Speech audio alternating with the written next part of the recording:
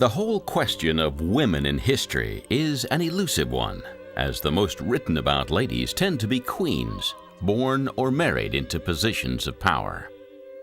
Some, like the very English Queen Elizabeth I and Queen Victoria, built on their birthright with the power of their personalities to enjoy long and successful reigns, while others made the history books for all the wrong reasons.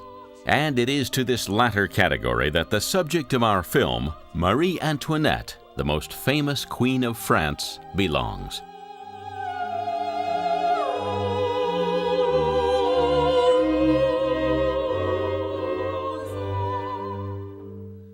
It is true that she lived the life of luxury in the Palace of Versailles on the outskirts of France's capital, Paris, while her people quite literally starved.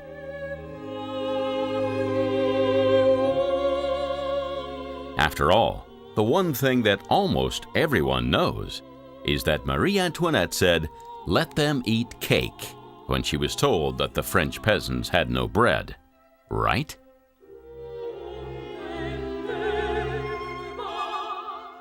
Well, look a little deeper and you'll find that things aren't exactly what they seemed.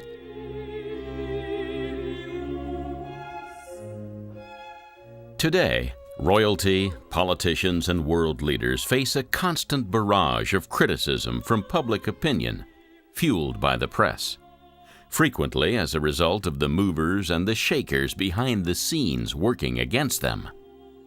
There's nothing like positive or negative spin put out on a news story to inflame the masses, and surprising as it might sound, this was just as true in Marie Antoinette's day as it is in our own.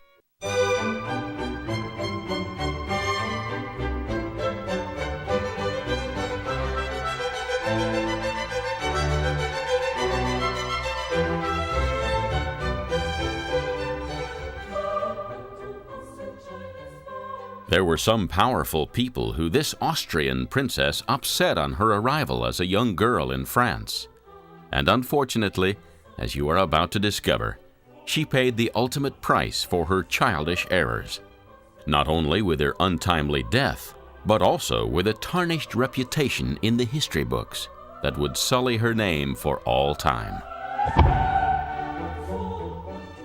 However, as we all try to learn the lessons of the past, historians are beginning to look more kindly on Marie Antoinette. And like every good story, there are definitely a number of different ways to interpret what happened.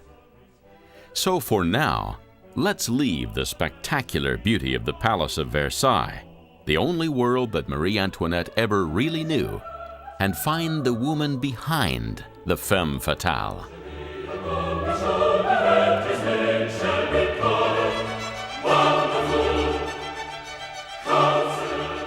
Although known to the world as Marie Antoinette, her full name was actually Maria Antonia Josepha Johanna von Habsburg-Lothringen.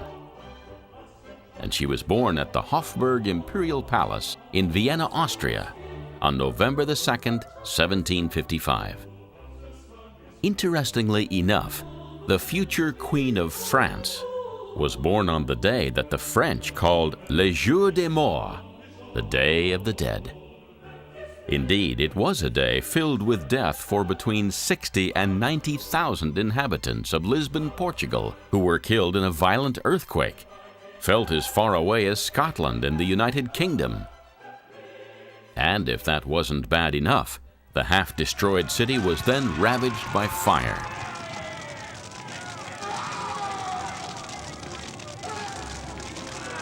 It would seem that the young Marie Antoinette certainly picked quite a day to come into the world.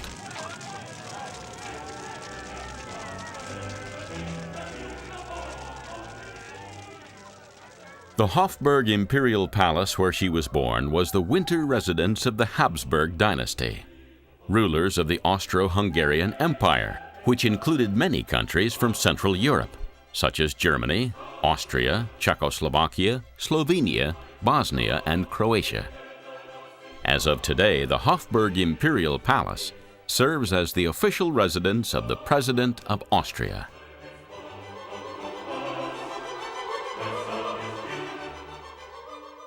Marie Antoinette, as she became known when she later married, was the 15th of 16 children born to Austria's Empress Maria Theresa and the Holy Roman Emperor Francis I, and she enjoyed a very privileged upbringing in the beautiful city of Vienna.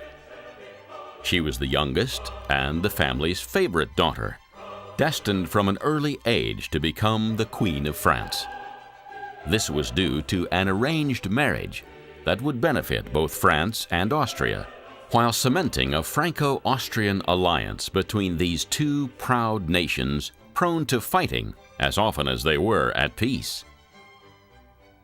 Aside from Marie Antoinette's childhood being one of great luxury, due to the wealthy lifestyle the family enjoyed as rulers of Austria and surrounding countries, and great beauty due to the amazing palaces of Hofburg and Schönbrunn, and the unique environment of Vienna as a city, which is renowned to this day as a luxury holiday destination, there is little recorded of what she did or where she went. The most famous story told of Marie Antoinette's childhood concerns a young musical genius called Wolfgang Amadeus Mozart, who was born a mere 2 months after her. Mozart is certainly the most significant and possibly the most popular creator of European classical music, with recordings of his work selling more than any other composer in history.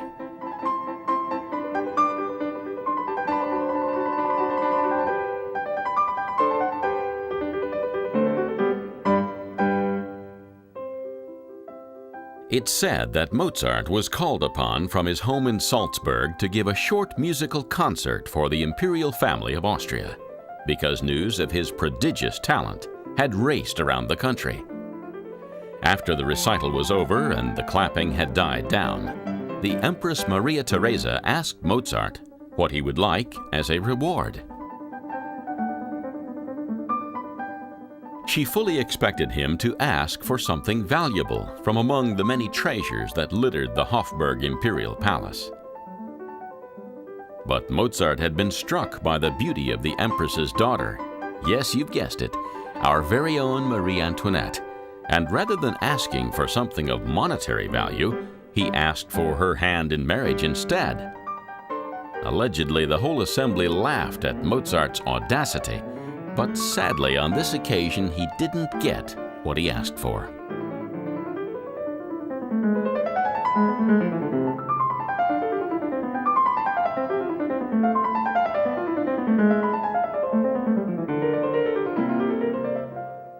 Because of the signing of a peace treaty between France and Austria in 1748 to end over 150 years of fighting between the two countries, an agreement was reached between both royal families that King Louis XV of France would groom his son and heir to marry one of the Empress of Austria's daughters. In the following years, King Louis's son died of tuberculosis, and the Empress's daughters began dying of smallpox. By the time the families felt their children were ready to marry, the King of France had to name his grandson as the new heir.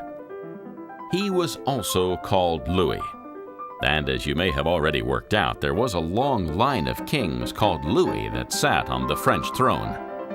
Because of the death of 3 of her daughters, the Empress was required to put forward Marie Antoinette to marry the new crown prince of France, known as the Dauphin.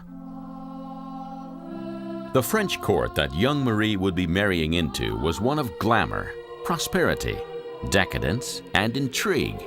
And just a little background information on the royal family of France will prove really helpful.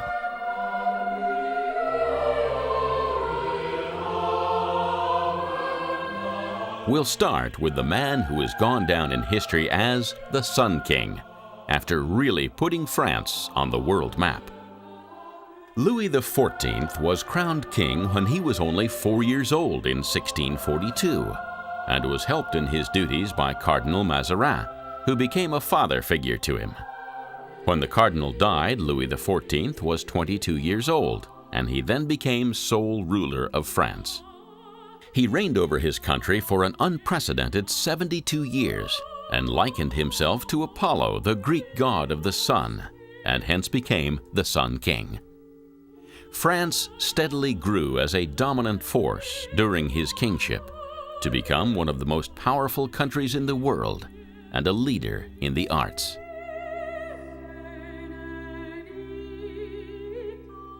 King Louis XIV's lasting legacy was Versailles.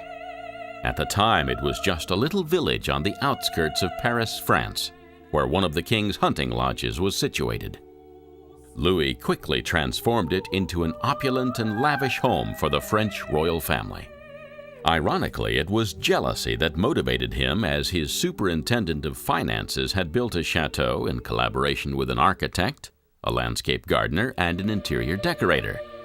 The dominant part of the complex was magnificent gardens, with an elevated platform in the middle of the woods, showcasing the incredibly imposing but elegant chateau.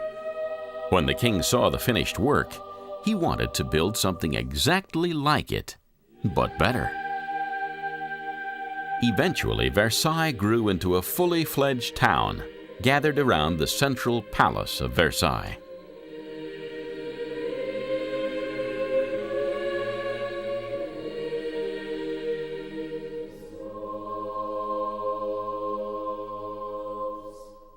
King Louis XIV wanted to take charge of his government and have absolute power to rule over France, so he moved away from the diseased and overcrowded capital city of Paris and came to Versailles, making it his center of operations. First, the king improved the grounds with lavish gardens, sculptures, terraces, a lake, a zoo, and 1,500 water fountains. In 1668, he started work on the main chateau. 15 years later, he was able to move in. Nobody can say for sure how much it costs to build and maintain, but estimates have figured as high as hundreds of millions.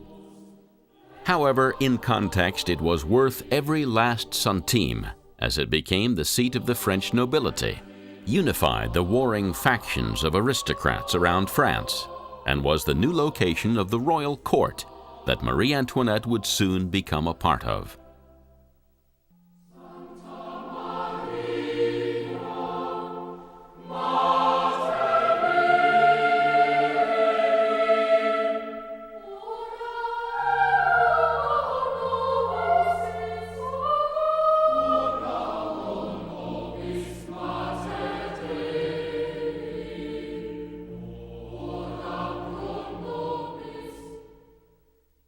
If you think the exterior is opulent, then you haven't seen the interior.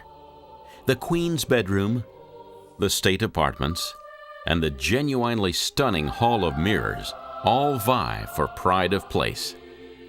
The aforementioned hall holds 357 specially designed mirrors of an exceptional size for the 17th century, all linking with the windows on the walls and the arcades in the garden. It was the design and creation of the furniture, the architecture, and the lavish fittings of the Palace of Versailles that inspired and influenced many other countries' approaches to the look and design of buildings and furnishings. The arts and craftsmanship of France is here to see, with all its splendor and grandeur intact to this very day. 10,000 people lived at the Palace of Versailles, with the royal court revolving around the Sun King like the planets of the solar system. Every aspect of the king's life was conducted with pomp and ceremony, and this tradition would continue right through to Marie Antoinette's reign as the Queen of Louis XVI. The king was awakened each morning at 8 o'clock by his first valet, who slept on a folding bed in the king's room. Then, the first physician and the first surgeon entered the room to check the king's health. 15 minutes later, the Grand Chamberlain and other favored courtiers were admitted to watch the king dress. The valet always handed the royal shirt to the most important courtier in the room, who had the honor of handing it to the king. This was monarchy with a capital M.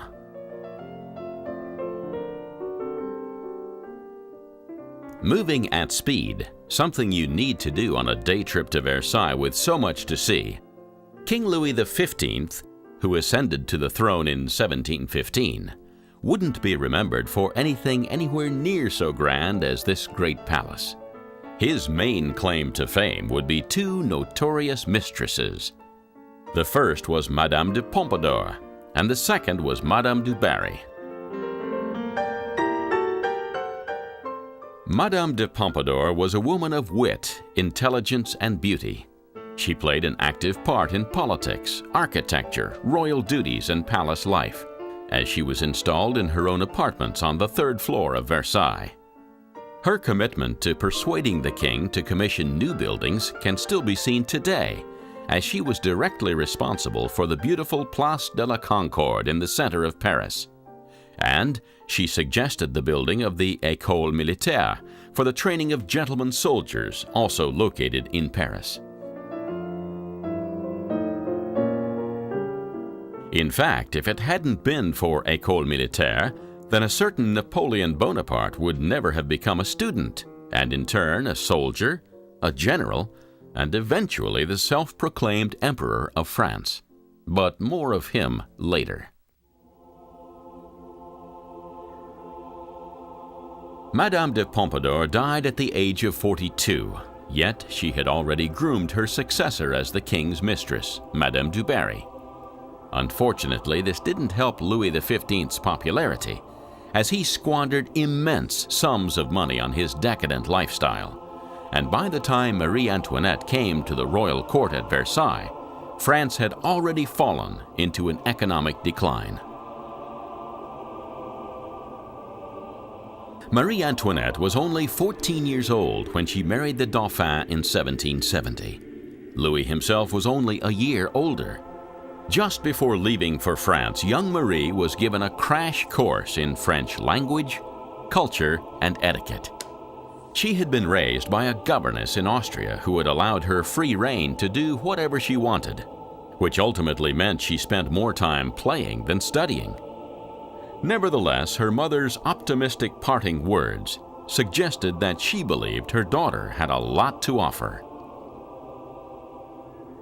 Farewell, my dearest child. Do so much good to the French people that they can say that I have sent them an angel. The journey to France took weeks, but eventually Marie Antoinette reached the border with France on the 7th of May, 1770.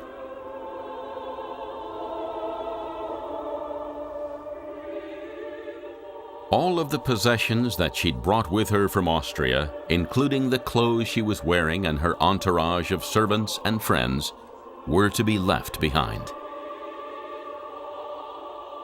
The young girl was then forced to enter a specially erected grand pavilion alone, where she had to strip completely naked before stepping out the other side to be greeted by a group of messengers and courtiers from France. The newly adopted princess was then allowed to dress in French clothing and taken to a Thanksgiving Mass held in her honor. On the 16th of May, 1770, Marie Antoinette married Louis-Auguste, the French dauphin, in the Chapel Royal, just hours after she arrived at Versailles. As a wedding gift, Marie Antoinette was presented with an elaborate collection of jewelry that had been passed down from dauphine to dauphine. As a special gift, the king, her new father-in-law, gave Marie a fan encrusted with diamonds as his personal wedding present. After a sumptuous meal, the newlyweds were escorted to their bed to consummate the marriage. Opinion differs on why this didn't happen, quite literally for years.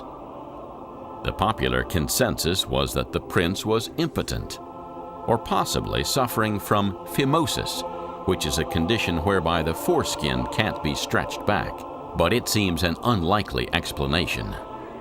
New evidence contained in letters and reports have shown that he was actually rather too well endowed, and as he and his new bride were so young and hadn't even met before the wedding, naivety and shyness were probably the real culprits.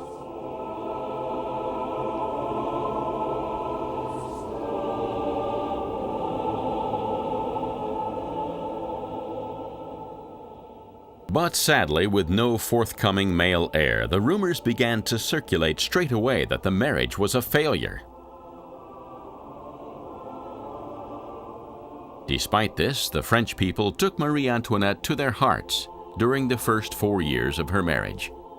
She was very kind to the poor, and on occasion dressed in simple peasant-style clothing, which endeared her to the population.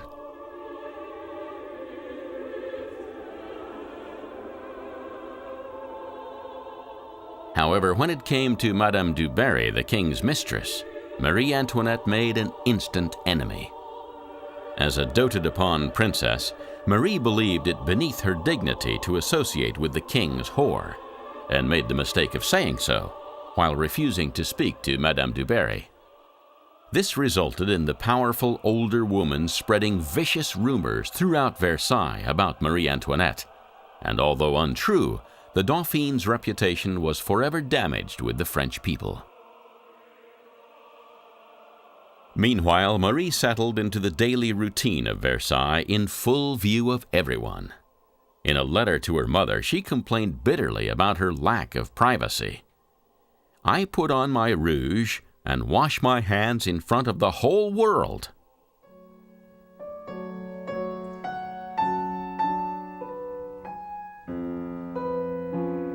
Also, the court of Versailles was a lot stricter than she had been used to in Austria, where everything was more relaxed and not quite so formal.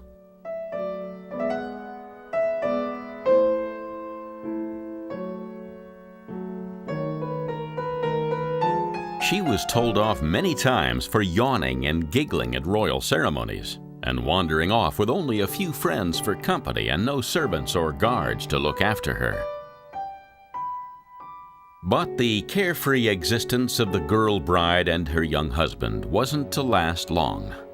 In 1774, just a few days after their 4th wedding anniversary, King Louis XV died from smallpox, and the prince and princess were transformed into a king and queen.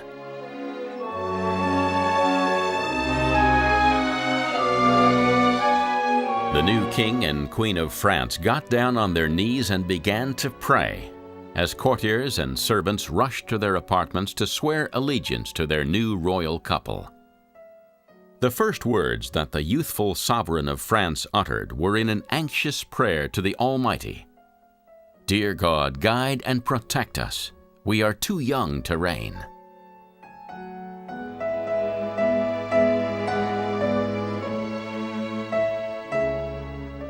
Although Louis and Marie had still to consummate their marriage, the new king pandered to his queen's expensive tastes, spending money the country could not afford. One of the first expenses that really turned the rising tide of civilian anger against the monarchy was the Petit Trianon, which sits in the gardens of Versailles. Originally built as a gift for Louis XV's mistress Madame du Pompadour, she had actually died before its completion, so consequently the delightful house passed to her successor, Madame du Barry.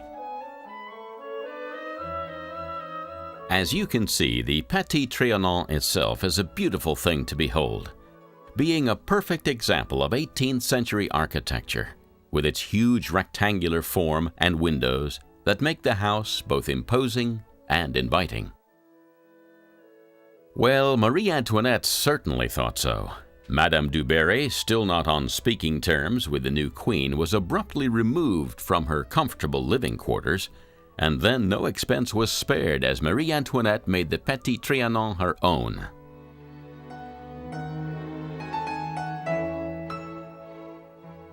It was here that she could escape from the strict formal duties she struggled with, as the chateau became par ordre de la reine, by order of the queen.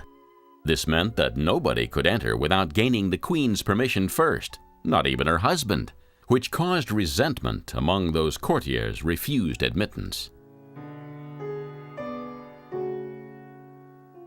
Romantic and idealistic, Queen Marie even built a temple of love in the park. But by this stage in the proceedings, the starving French thought they were being mocked by such extravagance, bleeding the nation dry.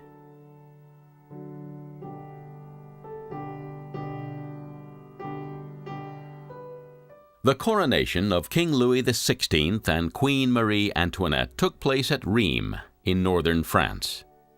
Unfortunately, in 1774, there was a terrible bread shortage in France, especially in Rheims.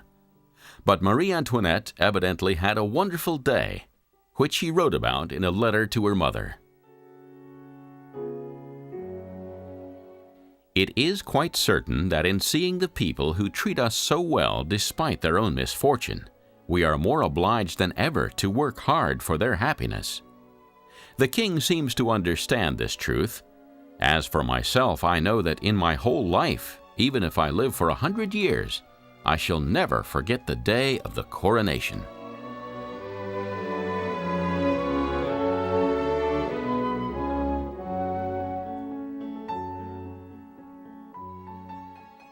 It was during the coronation that she was mistakenly attributed with the line, "If they have no bread, let them eat cake," when told of the starving people's plight. At the time, a brioche-type cake was made, which took less flour than bread, so her comment in retrospect was quite logical, but as "let them eat brioche" would have been a more accurate translation, it didn't have quite the same ring to it, and the young queen was forever misquoted.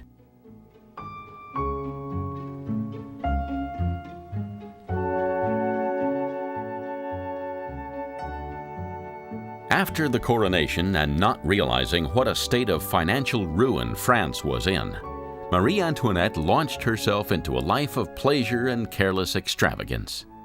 This included throwing and attending many masked balls in Paris, and also involved gambling, theatricals, and late-night walks in the park. Her little circle of friends included the king's frivolous younger brother, the Count of Artois, and handsome young courtiers such as the Duc de Ligne, Count Dion, and Axel Fersen. The young queen was a blonde beauty, with her official painter describing her as having a translucent-colored complexion and a well-proportioned, voluptuous figure. Her excessive and outrageous fashion style was copied all over the world, but individuality came at a price, fueling further the growing resentment that the French people felt for the privileged classes.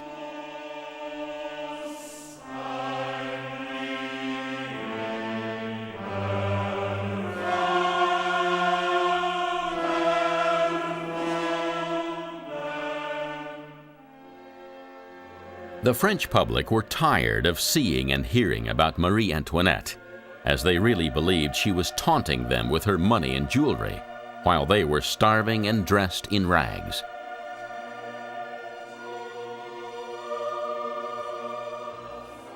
The last straw came when she built the Hameau de la Reine, or the Queen's Hamlet, in 1783. A hamlet is a small settlement that's too tiny or too unimportant to be considered a village. To describe in words this amazing place, which is one of the best-loved secrets of the Palace of Versailles, would be to do it an injustice. So take just a moment to view it for yourself.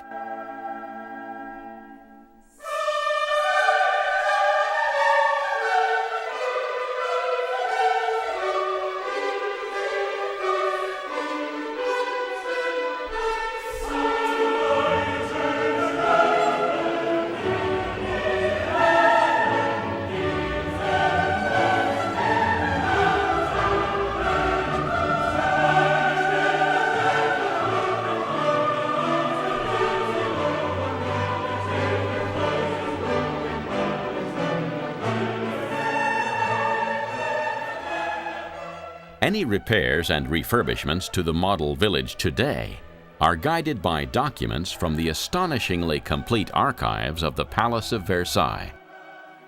Since the time of Marie Antoinette, the plans, bills of material, invoices, receipts, and correspondence have been kept, which note virtually every construction, alteration, or demolition project undertaken.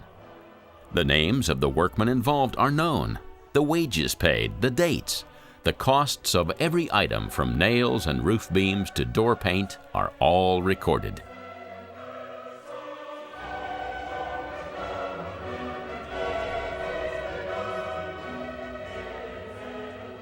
Marie Antoinette, always alert to fashionable trends, kept having the gardens redesigned, which ate up even more money that should not have been at her disposal to use.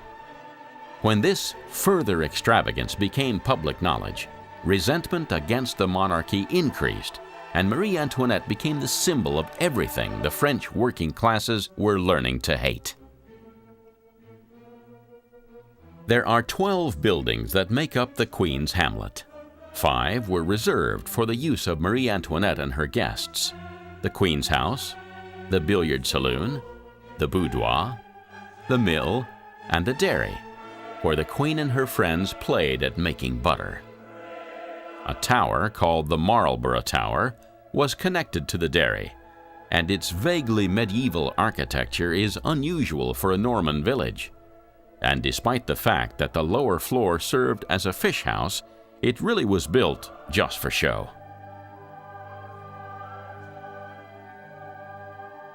Four buildings were dedicated to rural purposes, with the farm and its associated structures still being in use today.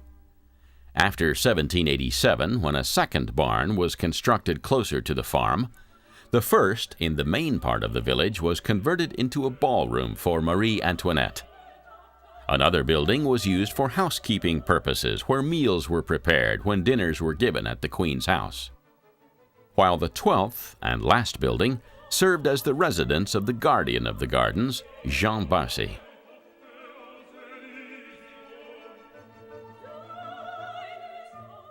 Each building had its own little garden planted with flowers, cabbages, cauliflowers, and artichokes, enclosed by a low hedge or a fence. The staircases, galleries, and balconies were decorated with pots of flowers, including hyacinths, stocks, and geraniums. Plants climbed the walls of the buildings, and trellis work was used to shade some of the pathways.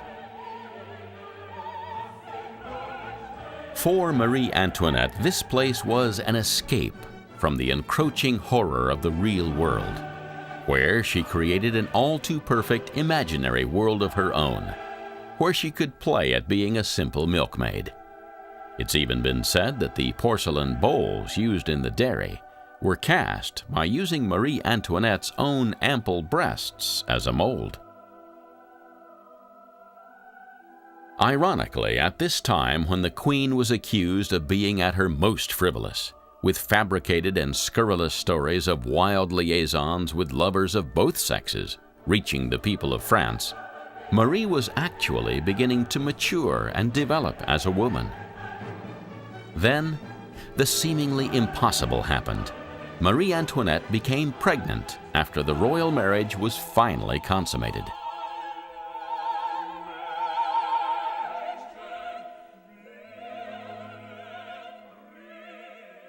Having eventually sorted out their difficulties, Marie Antoinette began to produce children in quick succession, beginning with a baby girl in December of 1778. Christened Marie Theresa Charlotte, her mother had been forced to endure a public birth, something Marie Antoinette vowed she would never do again. Despite the noticeable disappointment of the royal court that the baby wasn't a boy, Marie Antoinette is recorded as saying, "A son would have belonged to the state, but you shall be mine and have all my care.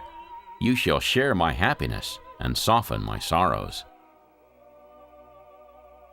3 more children would follow.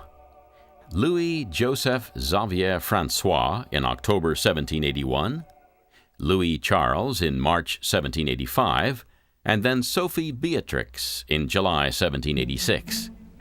Motherhood fulfilled Marie Antoinette, and she became less boisterous, more sedate, and certainly more mature.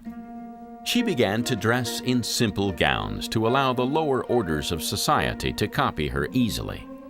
She also put a stop to the court's extravagance with money. In the space of a couple of years, France's queen went from being a spoiled princess to a thoughtful young woman. Sadly, though, too much damage had already been done in the eyes of the French public, especially when it came to the extravagance of the Palace of Versailles and Marie's own little peasant's village.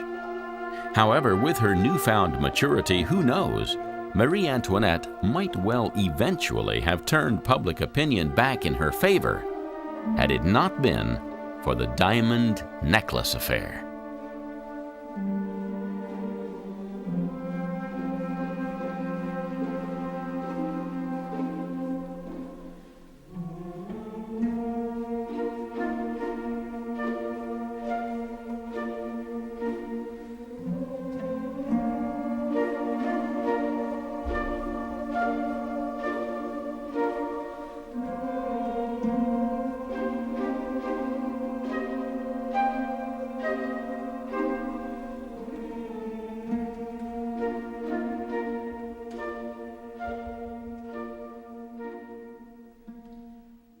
One of the high-ranking French ministers of Louis XVI's court, Cardinal de Rohan, wanted to improve his social standing at Versailles. Nevertheless, he ill-advisedly began an affair with the Comtesse de la Motte, an impoverished aristocrat who proved to be nothing short of a con artist. She hired a woman to dress like Marie Antoinette, who met the cardinal in the dark gardens of Versailles one night. The false queen gave the cardinal a rose and hurried away, leaving the cardinal under the illusion that he had met the Queen of France. Next, the fake comtesse told the cardinal that the queen, Marie Antoinette no less, wanted him to purchase a very expensive diamond necklace on her behalf. Obediently, the cardinal obtained the necklace and gave it to Comtesse de la Motte, expecting the queen to pay for it. Of course, Marie Antoinette never saw the necklace. The Comtesse de la Motte gave the diamonds to her husband, who took them to London and sold them. When the jewelers demanded payment, the diamond necklace affair became public. The cardinal and the comtesse were quickly arrested. The cardinal was tried and acquitted, while the Comtesse de la Motte was imprisoned, publicly flogged, and branded. Eventually, she escaped to London, where she spread malicious rumors about Marie Antoinette. She pretended that the Queen of France had known all about the plot, and she also made accusations in public about a secret romantic rendezvous that she'd had with Marie Antoinette. As is usual with rumors, regardless of whether they're true or not, the stories began to stick, and they were exploited by Marie's enemies to help damn her character still further in the eyes of the French people. Ironically, many people believe that this was the turning point between talk of revolution and an actual will among the people of France to overthrow the monarchy, setting the wheels of revolution in motion. The revolutionaries believed that by getting rid of the old order headed by the king and queen, they could rule France with a people's republic. As mentioned previously, the financial situation of France had been deteriorating alarmingly since the death of the Sun King Louis XIV, and Louis XV, with his extravagant lifestyle, had made matters worse rather than better. Consequently, Louis XVI had inherited a poisoned chalice, and the young man had little natural ability and certainly no training to equip him for such a great task. Even a modern-day economist would have struggled to restore the fortunes of France. So a young man who had experienced little of life beyond the privileged walls of Versailles stood no chance. This was France's first revolution, and the country would switch back and forth between a people's republic and an empire state, before returning to a monarchy again for the next 75 years. However, despite what certain accounts of history may imply, Louis XVI and Marie Antoinette were not totally responsible for what happened. There is an expression that says, if a person is not part of the solution, they are part of the problem, and this probably best sums up the king and queen situation, because there were many causes of the French Revolution. For a start, The economy of France was tied up in a huge national debt that could not be cleared, even by heavy taxation of the citizens. Secondly, there had been a revolution in America, which had resulted in independence for the people, which may well have inspired the people of France to try the same thing. Thirdly, the indolence of the landed gentry, namely the aristocrats born into wealth and social position, upset the new professional classes born out of the Industrial Revolution, who promoted the ethic of a fair day's work for a fair day's pay.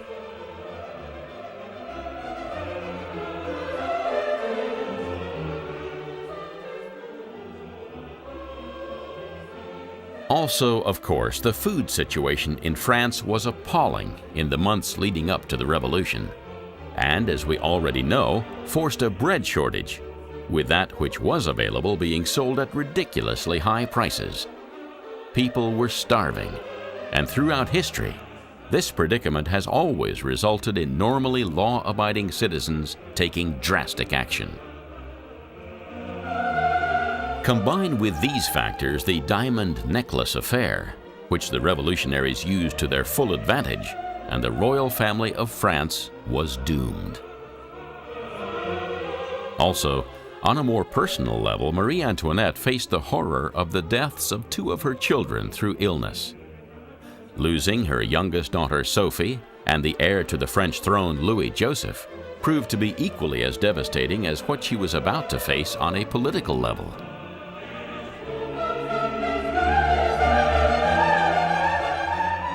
In 1789, the French Revolution erupted on the streets of Paris, with much of the revolutionaries' fury focused on Marie Antoinette.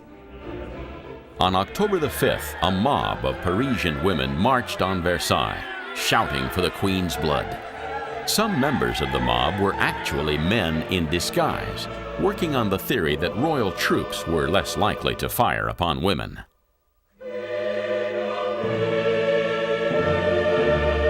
When the mob appeared outside the Palace of Versailles, Marie Antoinette bravely stepped out onto the balcony and faced them alone.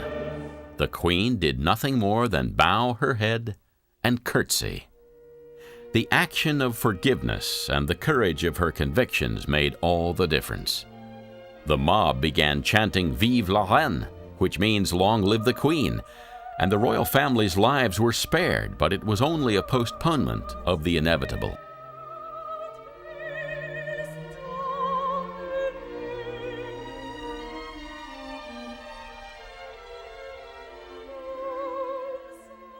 Before very long, the king, the queen, and their two surviving children were kept virtual prisoners in Paris, at the rundown Tuileries Palace that hadn't been in use since the time of King Louis XIV. Instead of fleeing as quickly as they could into permanent exile, they spent their time trying to negotiate with foreign powers to help them stabilize France and regain control. Marie Antoinette was most worried about her young son Louis Charles, who was now the heir to the throne, and when no help was forthcoming, they decided to quickly escape over the border into Marie Antoinette's homeland, Austria. However, they were too late. Revolution was everywhere, and they were caught when a shopkeeper recognized them and raised the alarm. The depleted royal family was sent back to Paris, where the mob was baying for their blood. King Louis XVI was forced to accept the new regime, but Marie Antoinette was made of sterner stuff, and she attempted to declare war on Austria in 1792, so that Austria would retaliate and invade France. However, in doing so, she was actually committing treason, a fact that the revolutionaries would later use against her.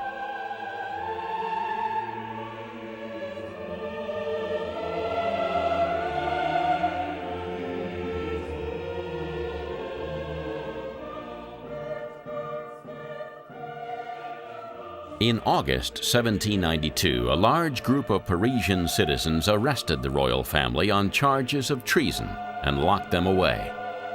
The following year, King Louis XVI was executed, having his head chopped off by guillotine.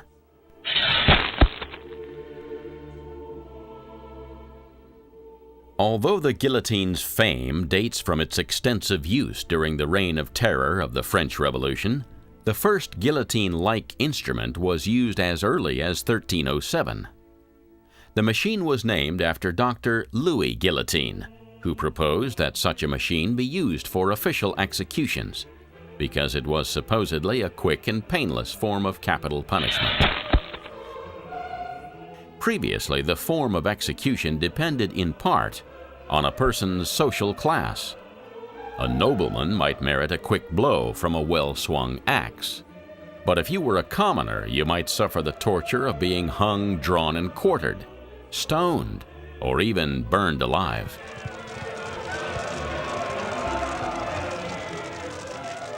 In spite of its efficiency, an execution by guillotine would still have been a sickening spectacle in a fair-minded society. When the head was severed, blood poured from the body as the heart continued to pump, and the crowds that gathered to see the mass executions of the French Revolution developed a real bloodlust. As the aristocrats were lined up to face their gruesome end, we can only imagine the terror they felt. The horror of the situation for Marie Antoinette must have been unbearable. Her husband was dead, and her children were taken from her to face the revolutionaries without even the protection of their mother. The deposed, widowed queen was paraded on a wooden cart for all to see. Her hair had turned prematurely white. She had lost weight from lack of food and internal bleeding, and she looked much older than her 37 years.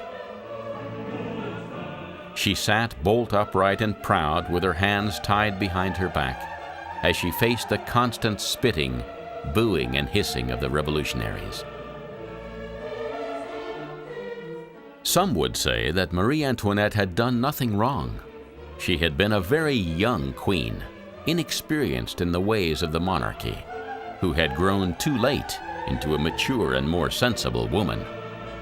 Her will to live had probably left her when the children were snatched and her husband executed. With dignity, she climbed the steps to the guillotine. The priest, who stood at the top, held her arm and whispered, "This is the moment, madame, to arm yourself with courage." Marie Antoinette, it said, turned incredibly slowly and serenely and looked him straight in the eyes. She replied clearly and deliberately, "Courage. The moment when my troubles are going to end is not the moment when my courage is going to fail me." Her last words were to her executioner when she stumbled over his foot near the guillotine's block. "Monsieur," she said, "I ask your pardon. I did not do it on purpose."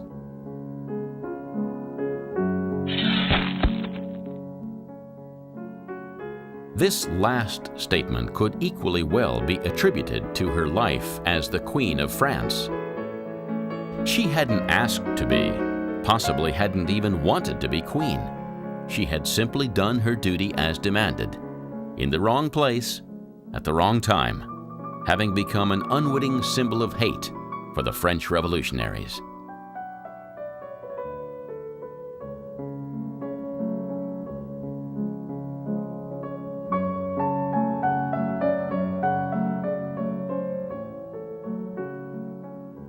From Versailles to the scaffold was a short journey in distance, but the two locations were 1,000,000 miles apart for Marie Antoinette. She faced the guillotine with great dignity, while the revolutionaries cheered as Marie's head was shown to the crowd, and her body was thrown into an unmarked grave. Years later, Napoleon, by then Emperor of France, had the bodies of King Louis XVI and Queen Marie Antoinette found and finally laid to rest with due honor in the peace and tranquility of the royal crypt at St. Denis Basilica to the north of Paris, which is well worth taking time out to visit on any Parisian tour.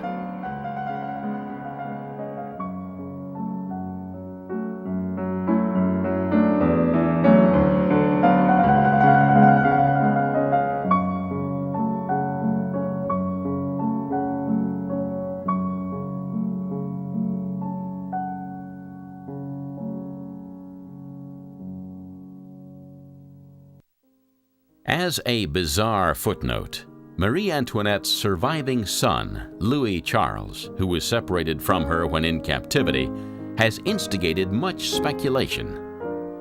He was proclaimed King Louis XVII of France by his relations who had fled France, but the little boy was, of course, never able to rule. History records that he died of tuberculosis when he was 10 years old, alone in his prison cell, sometime after his parents had been executed. During the autopsy to determine the cause of his death, his heart was smuggled out of the prison, following the long tradition of preserving the hearts of royalty by the examining physician Philippe Jean Pelletan, and that is what this glass jar in the Basilica St. Denis is purported to contain.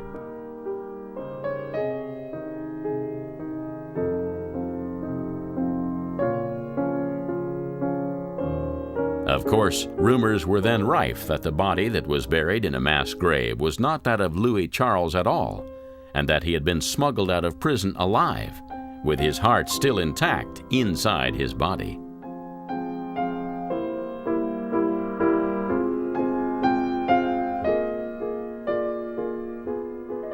When the French monarchy was restored in 1814, literally hundreds of people came forward claiming to be the lost prince.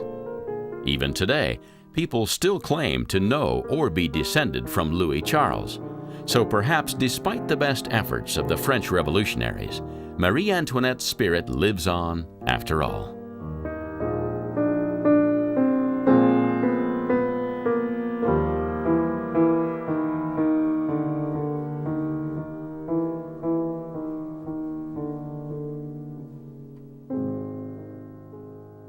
And so we've reached journey's end at Marie Antoinette's peaceful final resting place, marked by a simple slab, identical to her husband's, who lies next to her. After all the pomp and circumstances of the Palace of Versailles, it's only right and proper that this much maligned lady of French history has been treated with due respect.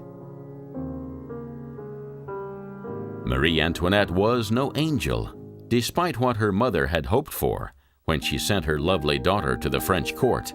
There is much she can be criticized for in her youth, but who among us can honestly say we would have acted differently? Walk through the state apartments of Versailles, wonder at the opulence of Marie Antoinette's bedroom, and then discover the magic of the Petit Trianon and her peasant village, and ask yourself whether you would have been able to resist such charming surroundings. Because of her upbringing, Marie Antoinette simply accepted these luxuries as her birthright, without a thought of what it cost.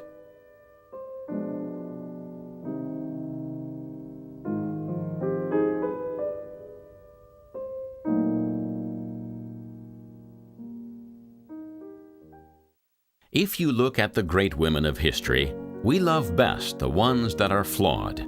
But those that have lived the longest, like Queen Elizabeth I and Queen Victoria, have the best reputations for a very good reason. Any wild moments and selfish actions in youth are corrected in maturity, about the only luxury Marie Antoinette never got the chance to enjoy.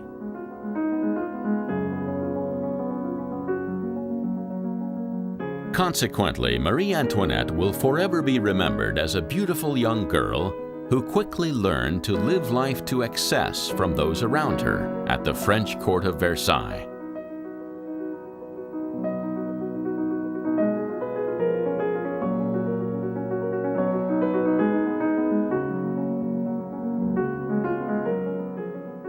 Had she been allowed to grow old gracefully with the love of a good husband and her children to teach her the wisdom she lacked, this story would undoubtedly have had a much happier ending.